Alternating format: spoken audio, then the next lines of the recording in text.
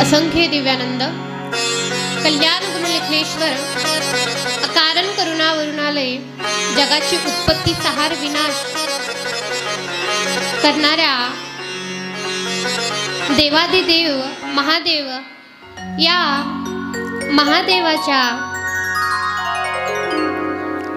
परम पावन अशा श्री शिव महापुराण कथेला आजपासून आपण प्रारंभ करणार आहोत.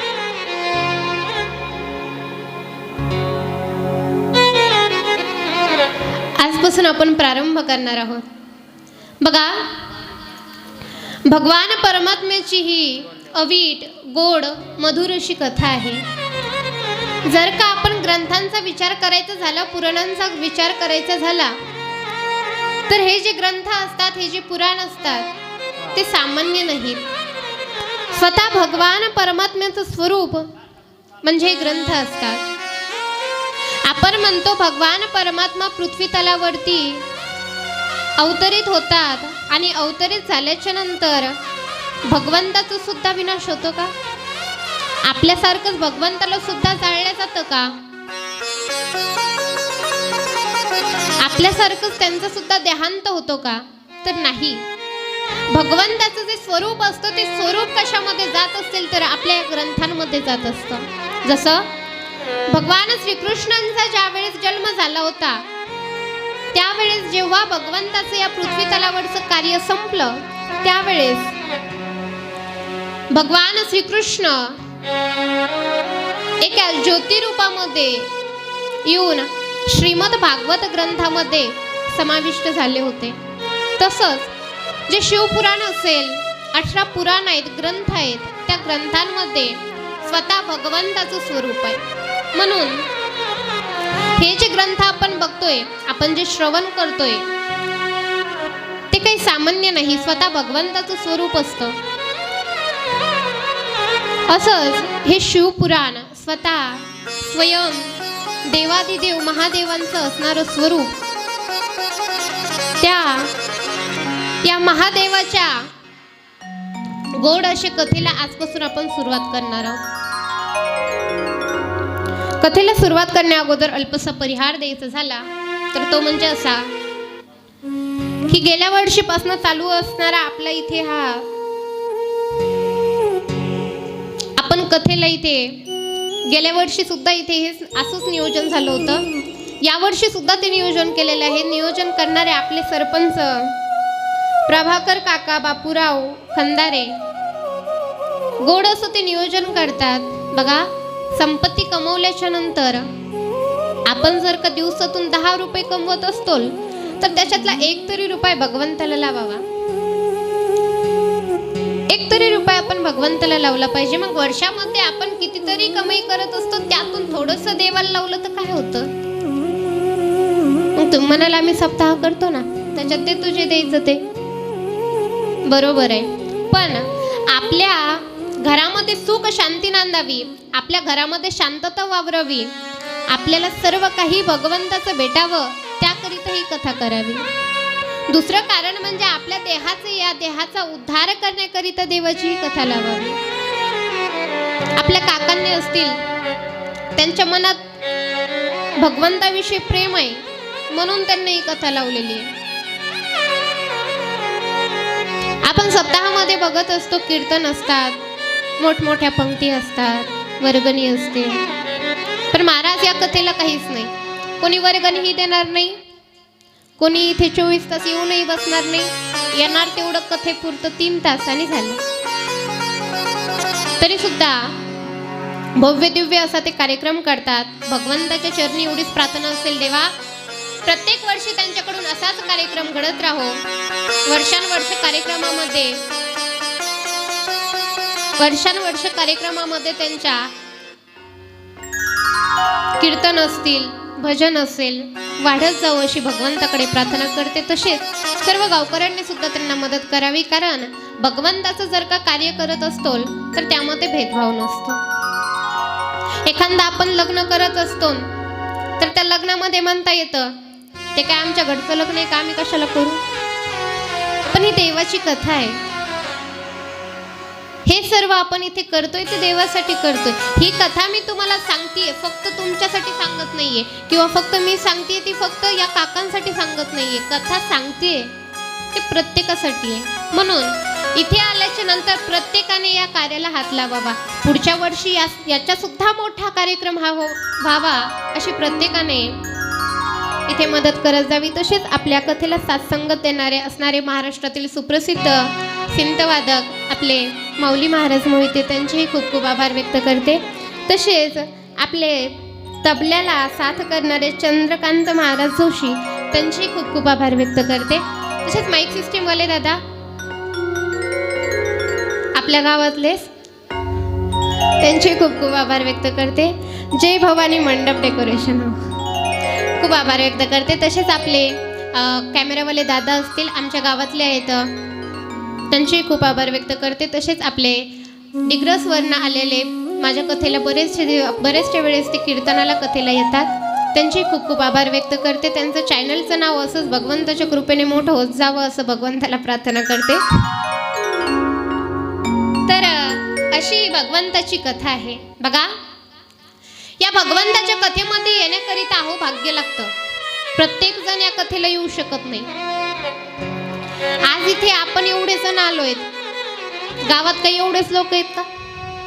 मी आपल्या इथे कीर्तनाला आले होते, पूर्ण मंडप भरलेले होते.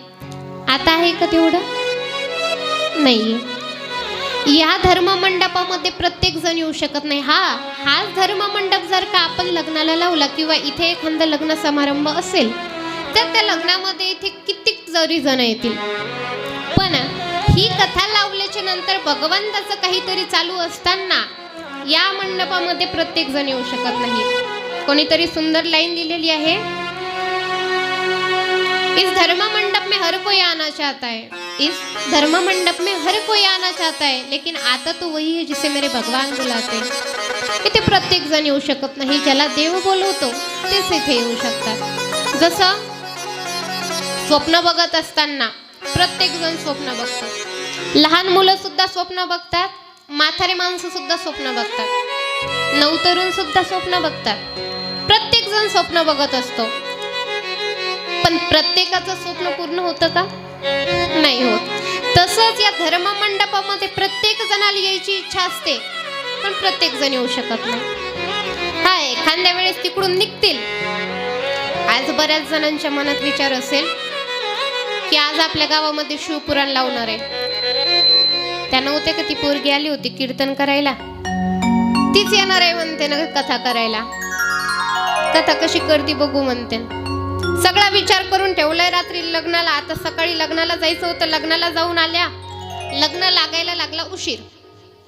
लग्न लागायला उशीर झाला, इकडे यायचं. आता लग्नाहून आल्या तर इकडं निघायचंय, पण काय करवलेच कंबर दुखायला लागली.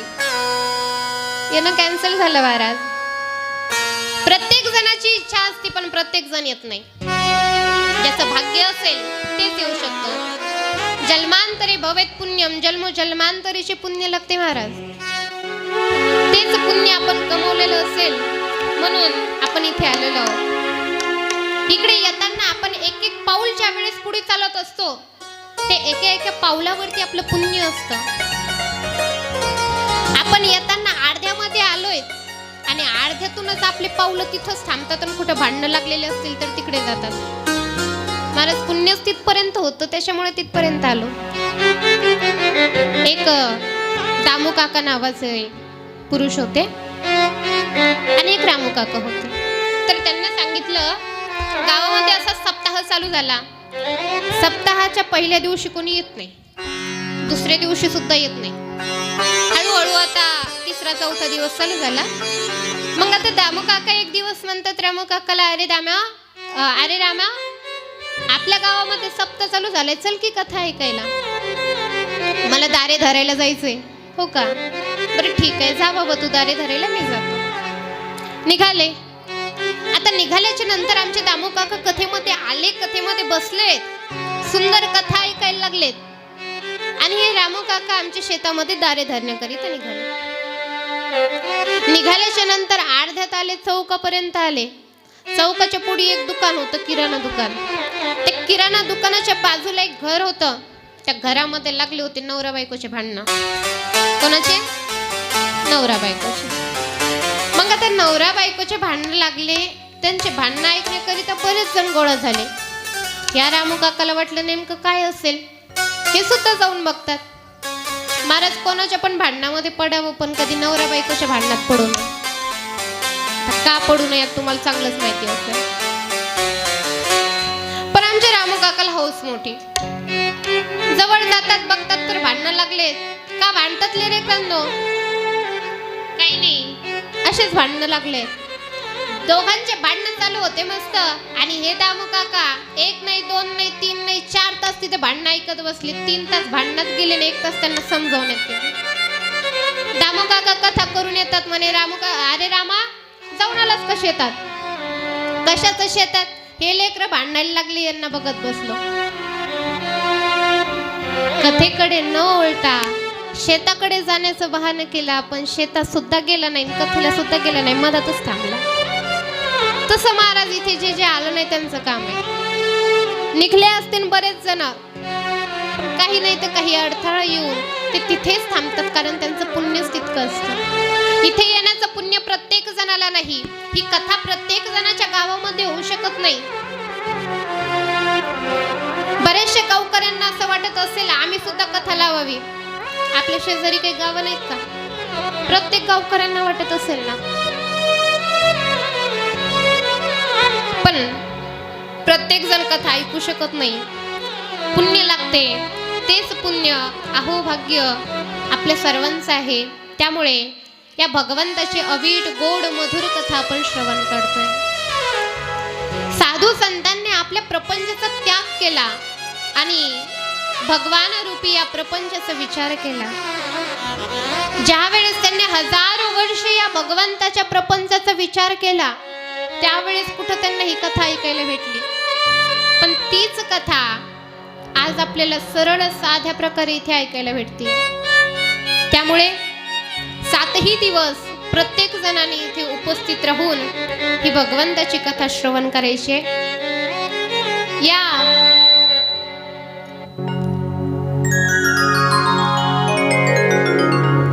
कथेला सुरुवात करण्या अगोदर सच्चिदानंद भगवंताला वंदन करून घेऊया. जसं एखादं कार्य आपल्याला करायचं असेल तर ते कार्याला प्रारंभ करण्यापूर्वी आपल्या गुरुवरांना वंदन करावं, आपल्या आराध्याला वंदन करावं आणि नंतरच कार्याला सुरुवात करावी. तसंच इथे सुद्धा आपल्याला वंदन करायचं आहे. सर्वांनी हात जोडून भगवंताच्या स्वरूपाचं वर्णन इथे श्रवण करायचं. प्रत्येक जणाने हात जोडायचे आणि डोळे बंद करायचे.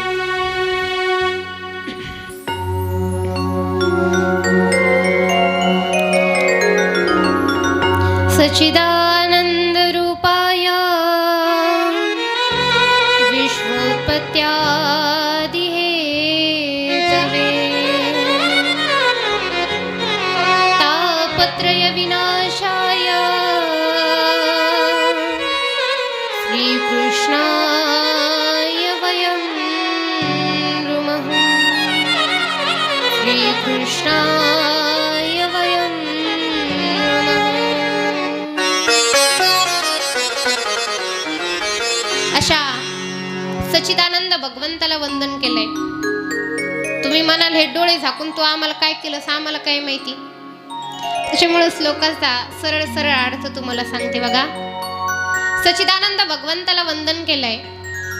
सच्चिदानंद भगवंत म्हणजे काय? सत्य. बघा, सत्य म्हणजे काय? आपल्या व्यवहारामध्ये सत्याची परिभाषा काय आहे?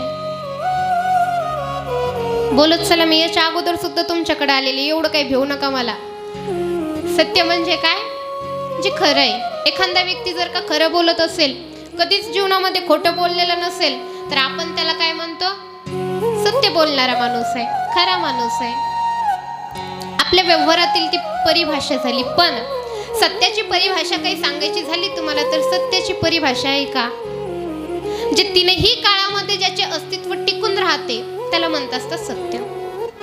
तीनही काळ कोणते? भूतकाळ, भविष्यमान भूतकाळ, भविष्यमान आणि वर्तमान या तीनही काळामध्ये ज्याचे अस्तित्व टिकून आहे त्याला सत्य म्हटलं जातं. भूतकाळ म्हणजे होऊन गेलेल्या काळामध्ये सुद्धा त्याचे अस्तित्व होते, आता वर्तमानामध्ये सुद्धा त्याचे अस्तित्व आहे आणि याच्या समोर सुद्धा त्याचे अस्तित्व राहणार आहे, त्याला म्हणत असतात सत्य. मग महाराज, आपण सत्य आहोत का? आपल्याला जर का सत्य म्हणायचं झालं तर आताच लहान होतो तर आताच मोठं झालो, लहानपण कुठे गेलं? आपलं लहानपण आपल्याला दिसत नाही म्हणजे आपण सत्य नाहीये. जसं की देहाला षडविकार लागलेले असतात बघा, जायते, अस्ति, विप्रिमते, अपश्यते, विनश्यते. जायते म्हणजे जन्माला येतो, अस्ति असतो, वाढतो, तरुण होतो, म्हातार होतो आणि मरतो. हे आपल्या देहाचे षडविकार आहेत. जसं आपलं लहानपण गेलं ते लहानपण आता जर का आपल्याला बघायची इच्छा झाली तर आपण ते लहानपण बघू शकतो का? नाही बघू शकत. म्हणून आपण सत्य नाहीयेत. मग तुम्ही म्हणाल या प्रपंचातील गोष्टी आमच्या सत्य आहे, आम्ही एवढं मोठं घर बांधून ठेवलंय, सत्य आहे? महाराज, ते सत्य नाही.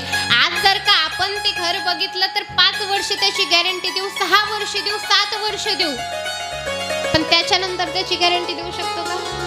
नाही देऊ शकत. पैशाची म्हणायचं झालं तर आज पैसा आपल्या हातात आहे, उद्या दुसऱ्यांच्या हातात आहे, त्याची सुद्धा गॅरंटी देऊ शकत नाही.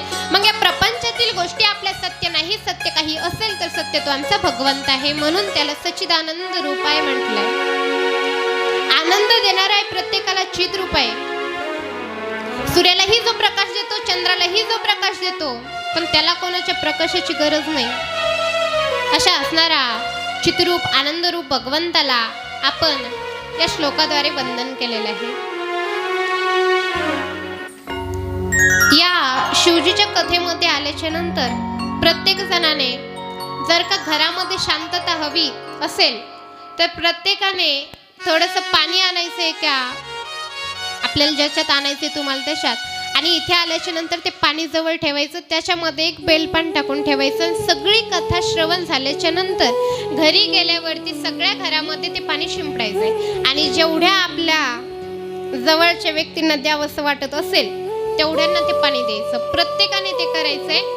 त्याने तुमच्या घरामध्ये सुख शांतता लाभेल. कारण इथे प्रत्येक जण श्रवण करायला येत नाही, त्यामुळे तुमच्या घरी तुमचे जे काही तुमचे नवरोबा असतील, तुमचे लेकरं असतील, त्या सगळ्यांना देण्यासाठी इथे प्रत्येकाने पाणी आणायचे, एक बेलपत्र आणायचं आणि त्या पाण्यामध्ये ते बेलपत्र टाकून ही कथा आपण इथे ऐकायची. घरी गेल्यावरती सगळ्या घरामध्ये ते शिंपडायची. अशी या शिवजीच्या कथेला आज आपण इथे प्रारंभ करणार आहोत. बघा, श्री शौनकादिक महर्षी एक वेळेस यज्ञ करत होते. ते यज्ञ करत असताना सकाळी यज्ञ करायचे, रात्री यज्ञ करायचे, सायंकाळी यज्ञ करायचे. पण मधात जो उरलेला वेळ होता त्या उरलेल्या वेळेमध्ये त्यांना काही काम नव्हतं. आणि साधू संतांचं असं असतं की ते कधी खाली राहत नाही, काही नाही तर काही काम करत राहतात. जसं आपल्या घरामध्ये एखादी म्हातारी आजी आपण बघत असतो किंवा आजोबा बघत असतो तर त्यांना कधी रिकामं बसा वाटत नाही, काहीतरी तळमळ त्यांच्या डोक्यामध्ये चालू असते. तसंच त्या शौनकादिक महर्षींच्या मनामध्ये सारखा विचार यायचा की अरे आपला एवढा वेळ वाया जातोय, त्या वेळेमध्ये काय करावं. जसं आमचे तुकोबाराय होते, त्यांनी एक श्वास सुद्धा भगवंताच्या नामाशिवाय घातला नव्हता. तुकोबाराय काय म्हणायचे, ज्या वेळेस मी शिंक देतो त्यावेळेस ते शिंक देत असताना माझा जो श्वास वाया जातो तेवढाच श्वास आयुष्यामध्ये आमच्या तुकोबारायांनी वाया घातलेला आहे. म्हणून हे जे संत महात्मे असतात ते संत महात्मे आपला वेळ कधी वाया घालत नाही. म्हणून या शुक महर्षींना विचार आला की अरे आपला एवढा वेळ वाया जातोय, तेवढ्या वेळेत करावं काय. तेव्हा एक वेळेस तिथे सूत महर्षी त्यांना भेटण्याकरिता आले. तेव्हा सूत महर्षींनी त्यांना उपदेश केला की तुम्ही भगवंताची कथा श्रवण करा. ठीक आहे म्हणे, करू आम्ही भगवंताची कथा श्रवण, पण त्याकरिता पवित्र स्थळ लागेल, चांगली जागा पाहिजे. मग कुठे जायचं चांगली जागा बघण्यासाठी? इकडे तिकडे सृष्टीमध्ये भ्रमण केलं पण कुठेच चांगली जागा सापडत नाहीये. तेव्हा ब्रह्मदेवाकडे गेले आणि ब्रह्मदेवाला विचारलं, ब्रह्मदेवा, आम्हाला पृथ्वी तलावरती पवित्र अशी एखादी जागा द्या. ब्रह्मदेवाने एक चक्र सोडलं आणि ते चक्र सोडल्याच्या नंतर ते चक्र सामोरं चालायचं. शौनकादिक महर्षी त्यांच्या पाठीमागे चालायचे. चक्र सामोर चालत होतं, शौनकादिक महर्षी पाठीमागे. असं करत करत त्या चक्राने पृथ्वीचं भ्रमण केलं पूर्ण आणि शेवटी नेमिषच्या अरण्याच्या ठिकाणी जाऊन स्थिर झालं. आणि तिथे स्थिर झाल्याच्या नंतर आमच्या शौनकादिक महर्षीने तिथे भगवंताची कथा श्रवण करायचं ठरवलं. पण आता कथा श्रवण करायची, गुरु सुद्धा लागेल. काय करायचं? तितक्या सूत महर्षी दिसले. जसे सूत महर्षी दिसले तसे सूत महर्षींना जाऊन चरणाशी त्यांच्या साक्षात दंडवत असा नमस्कार केला आणि म्हणायला लागले, अज्ञान ध्वंत विध्वंस कोटी सूर्य समाप्रभ सुताख्या ही कथा सारं मम कर्णारसायन. म्हणतात, हे सूत महोदय, आपण जगाचे कल्याण करणार आहात. अज्ञानामध्ये आम्ही सर्व इथे जगत आहोत. आमचा अज्ञान तुम्ही दूर करा. तुम्ही काही सामान्य नाही आहेत, कोटी सूर्याप्रमाणे आहात. तुमच्याकडे ज्ञान बघायचं झालं तर अफाट असं तुमच्याकडे ज्ञान आहे. आम्हाला काय करा, थोडंसं काहीतरी सांगा, जेणेकरून आमच्या डोळ्यावरती आलेला अंधकार आहे अज्ञानाचा, तो अज्ञानाचा अंधकार दूर होईल. सूत महाराजांचं वर्णन करायला लागले. सूत महर्षींना म्हणतात, सूत महर्षींना म्हणायला लागले, तुम्ही तुमच्याकडूनच आम्हाला ही कथा का श्रवण करायची आहे? तर बघा, कल्पतरू असेल ते कल्पतरू आपल्याला हवं ते देईल. कामधेनू गाय जर का बघितली तर आपल्याला जे पाहिजे ते देईल. पण जर का गुरुकडे आपण गेलो तर गुरु आपल्याला या लक्ष 84 योनी भोगण्यापासून आपल्याला टाळतो, उद्धार करून देतो आपला. तोच उद्धार आम्हाला तुमच्याकडून करून घ्यायचा आहे. त्यामुळे आम्हाला काहीतरी ज्ञानाची गोष्ट सांगा. या कलियुगामध्ये प्रत्येक जण क्लेशोधीश झालंय, प्रत्येक जण पापाचार करणार आहे. त्या पापातून आमची मुक्तता कशी होईल?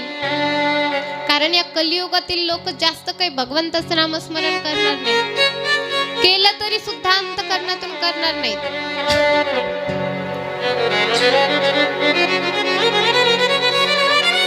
त्यामुळे आम्हाला सहज साधं असं काहीतरी एखादं साधन सांगा. आणि असं काहीतरी साधन सांगा जेणेकरून आमच्या मनाचं सुद्धा मनोरंजन होईल, आमचं मनही तिथे स्थिर राहील, आम्हाला ती कथा गोड सुद्धा लागेल, असं काहीतरी सांगा. तेव्हा सूत महोदय त्यांच्यावरती प्रसन्न होऊन म्हणतात, हे शौनकांनो, तुम्ही अतिशय सुंदर प्रश्न विचारलेला आहे. तुमच्याच नाही तर जगाच्या कल्याणाकरिता उत्तम असा प्रश्न आहे. याचं उत्तर आता सूत महोदय देणार आहे. पण त्या अगोदर सर्वांना एकदा भगवान शिवजींचं स्मरण करायचं आहे. प्रत्येकाने हाताने टाळी वाजवायची आणि मुखाने शिवजीचं भजन करायचंय. गंगाधरा मना मोहना, गंगाधरा मना मोहना, उमाशंकरा महादेवा,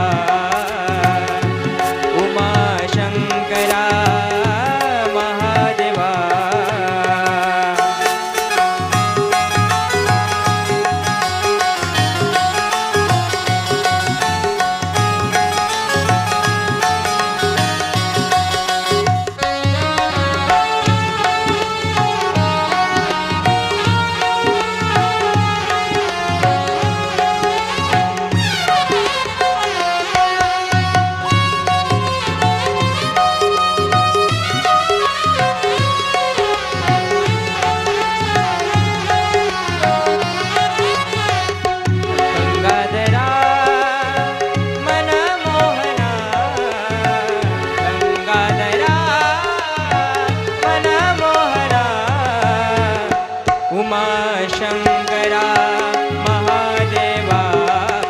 कसा उमाशंकरा महादेवा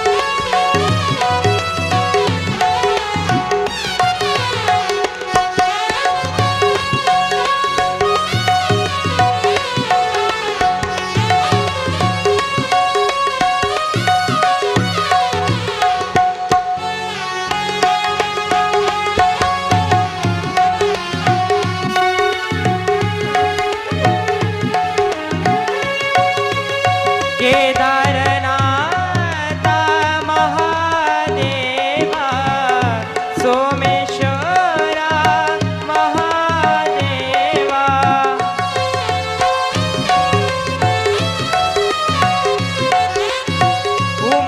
उमाशंकरा महादेवा बद्रीनाथ गंगाधरा मनमोहना गंगाधरा मनमोहना उमाशंकरा महादेवा उमाशंकरा महादेवा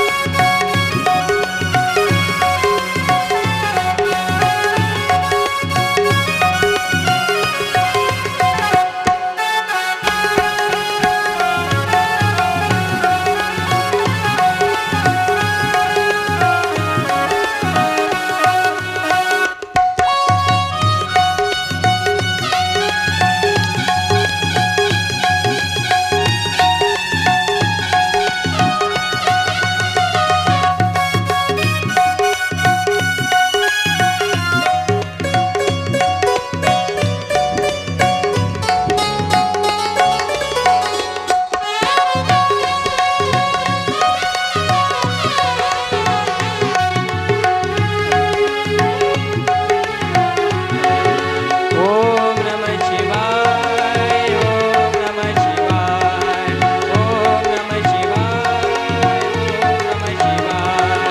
ओम नमः शिवाय हरि ओम नमः शिवाय ओम नमः शिवाय हरि ओम नमः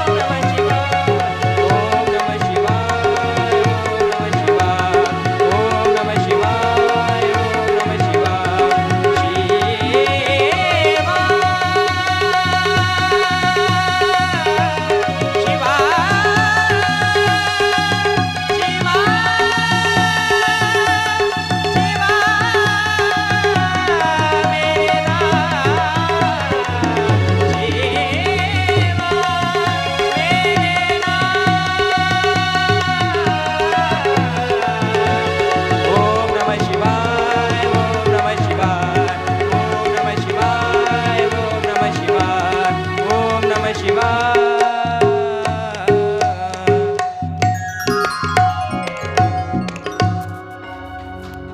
नमः पार्वती पते हर हर महादेव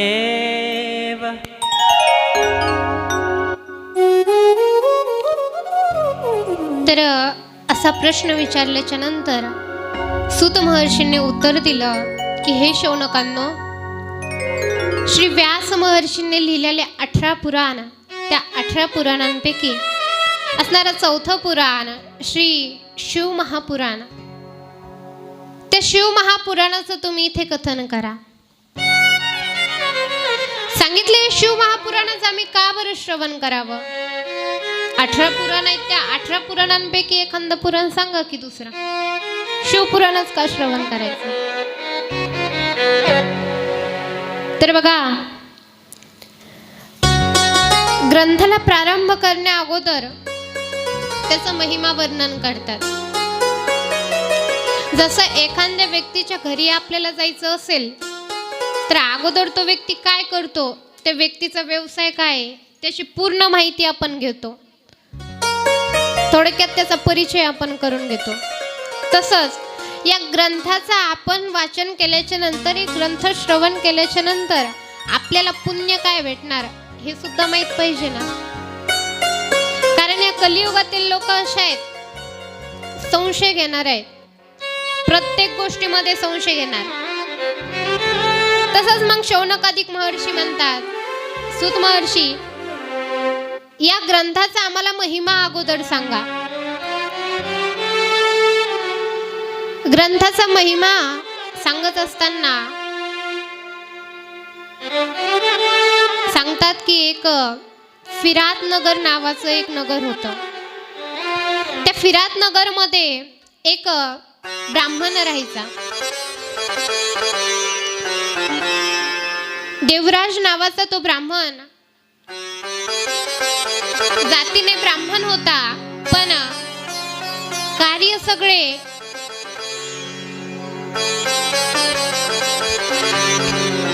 वाईट कार्य करायचा. वेश्येसोबत राहत होता, चोरी करत होता. कधी ब्राह्मणायोग्य तो वागलाच नाही. बघता बघता तरुणपणाचा म्हातारा होत आला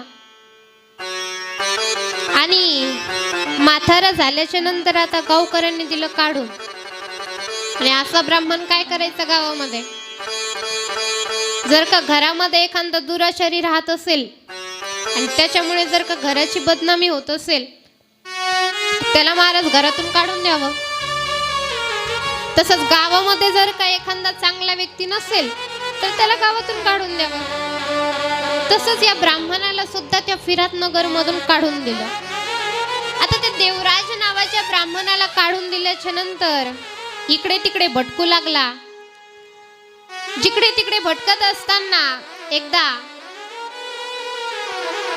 तहानेने व्याकुळ झाला, भूक लागली होती. कुठेच त्याला काही खायला नाही, कोणी पाणी द्यायला तयार नव्हतं. आणि गावाच्या बाहेरच एक शिवजीचं मंदिर होतं. जास्त बघायचं झालं तर आमच्या भगवान शंकराचे मंदिर हे गावाच्या बाहेरच असतात. आपले सुद्धा अगोदर गावाच्या बाहेरच असेल, पण आता हे नवीन नवीन बिल्डिंग झाल्या. गावाच्या बाहेर ते मंदिर होतं. त्या मंदिराच्या पायऱ्यावरती तो बसला आणि काही ब्राह्मण, काही श्रोते मंडळी तिथे आले आणि त्यांनी भगवान शंकराची तिथे कथा सुरुवात केली. भगवान शंकराची कथा सुरू झाली तसं तो तिथेच बसून राहिला. तिथेच बसलेला होता. त्याला वाटलं कोणी काहीतरी खायला वगैरे देईल मला म्हणून, पण कोणी काही दिलं नाही. कथा झाली. कथा झाल्याच्या नंतर सर्वजण निघून गेले. भुकेने तहानेने व्याकुळ झालेला, एवढी त्याला भूक लागली होती.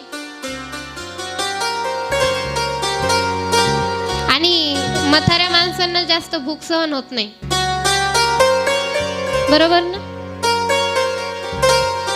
जास्त भूक सहन होत नाही, लगेच जेवायला लागते, नाही तर अशी लवकर झोप लागती. लगेच उठले आमच्या आजीबाई, जेवायला लागतात वेळेवरती. मग आता हा म्हातारा झालेला होता, जेवायला नाही, पाणी नाही, अन्नामध्ये पोटामध्ये अन्नाचं कण नाहीये, भूक लागली. भूक भूक म्हणता म्हणता बिचाऱ्याचा तिथे प्राणत्याग झाला. ज्या वेळेस त्याचा देहांत झाला त्यावेळेस तिथे त्याला यमदूत नेण्याकरिता आले. यमदूत आल्याच्या नंतर आता ते यमदूत इकडे तिकडे बघू लागले, तर त्यांच्या बाजूला तिथे त्या देवराज नावाच्या ब्राह्मणाच्या बाजूला शिवदूत उभा होते. जसं ते शिवदूतांना बघितलं तसं यमदूत म्हणायला लागले, अरे शिवदूतांना तुम्ही इथे? हे आमचं गिराईक आहे म्हणे, आमचं गिराईक आहे, आयुष्यभर पाप केलंय, ब्राह्मणाच्या कुळामध्ये जन्माला आलाय आणि वाईट कार्य करतो, याला तर नरकामध्ये जागा सुद्धा भेटणार नाही, एवढा पापी आहे. आणि तुम्ही याला नेण्याकरिता का आलात? तेव्हा शिवदूतांनी सांगितलं, याने जन्मभर जरी पाप केलं असेल तरी सुद्धा भगवंताची कथा त्याने ऐकली आहे, भगवंताची कथा त्याने मरत्या वेळेस श्रवण केली आहे. त्यामुळे याला आता नरकामध्ये जागा नाही, याला तर शिवलोकामध्ये न्यायचंय. आणि ते शिवदूतांनी आमच्या देवराज नावाच्या ब्राह्मणाला शिवलोकामध्ये घेऊन गेले. जन्मभर पाप केलेल्या त्या ब्राह्मणाला शेवटच्या वेळी थोडीशी भगवंताची कथा श्रवण केली, त्याने त्याला शिवलोक प्राप्त झालं. मग महाराज, आपण जर का इथे 7 दिवस जर का श्रवण केली तर महाराज आपल्याला सुद्धा पुण्य भेटेलच ना. म्हणून असं थोडक्यामध्ये आज आपल्याला वेळ कमी असल्यामुळे थोडक्यामध्ये तुम्हाला हे महात्म्य सांगितले. उद्या सुद्धा याचं काही महात्म्य तुम्हाला सांगेल. तुम्ही म्हणाल महात्म्याचं काहून सांगते, तर ज्याने बिनू न होय परतिती. जर का आपल्याला त्याचा महिमा असं माहित नसेल तर त्याच्याबद्दल प्रेम उत्पन्न होणार नाही. त्यामुळे उद्या आपण काही याचं महात्म्य श्रवण करणार आहोत.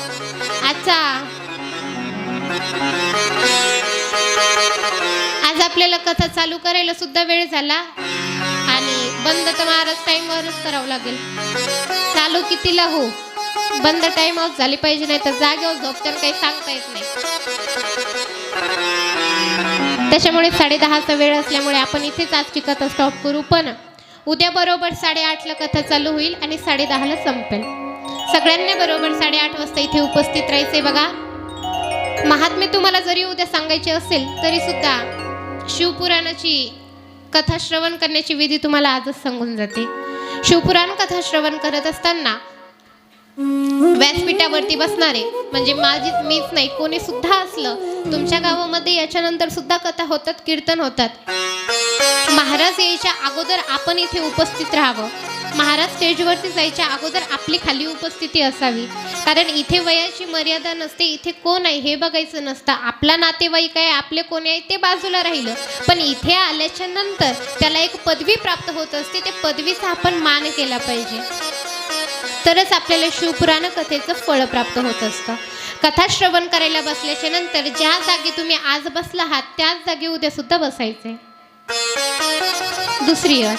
तिसरी अट म्हणजे इथे आल्याच्या नंतर झोपू नका. घरी गेल्याच्या नंतर काय झोपायचं तर झोपा. तुम्ही म्हणाल बाई 2 तासाचं कीर्तन असतं त्याच्यात आम्हाला झोप येते, तू 3 तास सांगणार आहेस, कसं नाही झोपायचं? तुम्हाला आम्ही झोप येऊ देणार नाहीत, कारण आपले माऊली दादा एवढे छान आहेत तुम्हाला झोपच येऊ देणार नाहीत. त्यामुळे प्रत्येकाने इथे आल्याच्या नंतर झोपा गिपा काढायच्या नाही, येतं चांगली कथा भगवंताची श्रवण करायची. तिसरा नियम झाला. आणि चौथा नियम तुम्हाला मुख्य सांगायचा म्हणजे असा की इथे येताना पोटभर जेवण करून येऊ नका. तुम्ही म्हणाल तुला काय करायचं, पोटभर जेवण केलं झोप लागते ना. आमच्या काकू आता मला खूप खाऊ घालत होत्या, म्हटलं काकू मला स्टेजवर बसायचे, बस झालं म्हटलं. त्याच्यामुळे अल्पाहार करावा. तसं तर कथा श्रवण करत असताना काही न खाता कथा श्रवण करावी, पण आपल्याला तेवढं जमत नाही. जेवढं झेपतं तेवढंच केलं पाहिजे. थोडंसं अल्पाहार करून यायचा आणि कथा श्रवण करायची. दुसरं म्हणजे कथेमध्ये आल्याच्या नंतर प्रत्येकाने तनमन धनाने ही कथा श्रवण करायची. इथे आल्याच्या नंतर प्रत्येकाने अगोदर आपल्या ग्रंथाची पूजा वगैरे करून कथेमध्ये बसायचे आणि महाराज यायच्या अगोदर कथेला यायचे. प्रत्येकाने इथे अन्नधान्य आणून देवावं. जसं भगवंताला तांदूळ वगैरे दान करत असतात तसं इथे प्रत्येकाने उद्यापासून दान करण्याकरिता आणावं. प्रत्येकाने ताट आणायचे. ताट आणून प्रत्येकाने इथे दिवा लावावा. दिव्याचं काय महत्त्व असतं हे मी तुम्हाला समोर सांगणारच आहे. पण भगवान शंकराला दिव्याचं फार महत्त्व आहे. ते दिवा प्रत्येकाने इथे घेऊन यायचा आहे. प्रत्येक घरातून एक तरी दिवा आला पाहिजे. कापूर आणि दिवा आणायचा आहे. प्रत्येकाने ते सर्व करायचे. आणि अशी भगवंताची कथा इथे 7 दिवस आपल्याला आता श्रवण करायचे. आजच्या कथेला इथेच पूर्ण विराम देऊन आता आरती घेऊया. प्रत्येकाने आरतीला उभा राहा.